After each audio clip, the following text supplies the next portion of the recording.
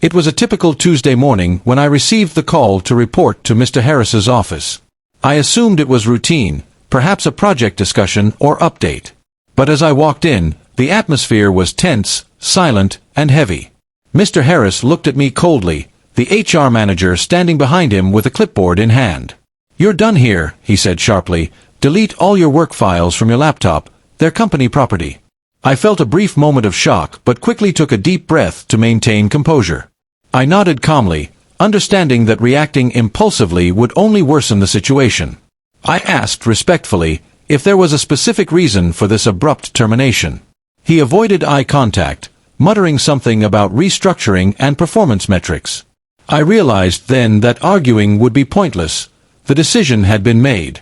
I carefully logged into my laptop, following company protocol to transfer essential personal data and backup documents I legally owned. Throughout the process, I remained professional, making no comments or displays of anger. Colleagues peered in curiously, whispering among themselves, sensing the tension. I focused on methodically completing the required steps, ensuring nothing was left behind. The HR manager hovered, ensuring compliance, while Mr. Harris remained distant, stern, and silent. I asked politely about severance, final pay, and remaining benefits, taking notes carefully. They gave brief, formal responses, leaving no room for negotiation.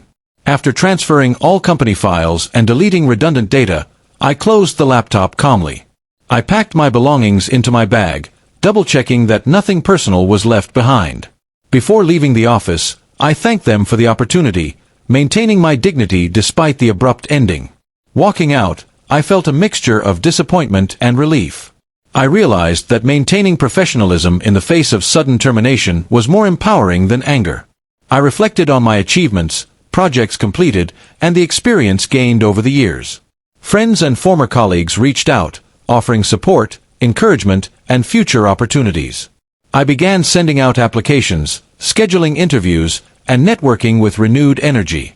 Over the next weeks, I focused on personal growth, upgrading skills, and exploring new career paths. I realized that one company's decision did not define my value or capabilities. Months later, I secured a position in a new company, with better opportunities and a supportive environment. I looked back at the termination incident not with bitterness, but as a catalyst for growth. I understood that unexpected setbacks can lead to stronger resilience and professional development. The memory of Mr. Harris's cold command no longer held power over me. Instead, it served as a lesson in remaining calm, composed, and dignified under pressure. I shared my experience with peers, advising them on handling abrupt workplace challenges with professionalism. Through patience, focus, and self-respect, I transformed a negative moment into a positive trajectory. By the end of the year, I had not only advanced my career but also strengthened my confidence and self-reliance. I learned that in professional life, dignity and strategic response often matter more than immediate emotion. The abrupt termination, once a source of stress, became a story of empowerment, growth, and eventual success. I realized that setbacks are temporary, but the skills to handle them with composure last a lifetime. My calm response ensured that I left with integrity intact and doors open for future opportunities.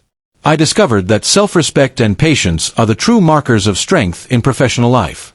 Even when blindsided, a measured and professional response can turn adversity into opportunity.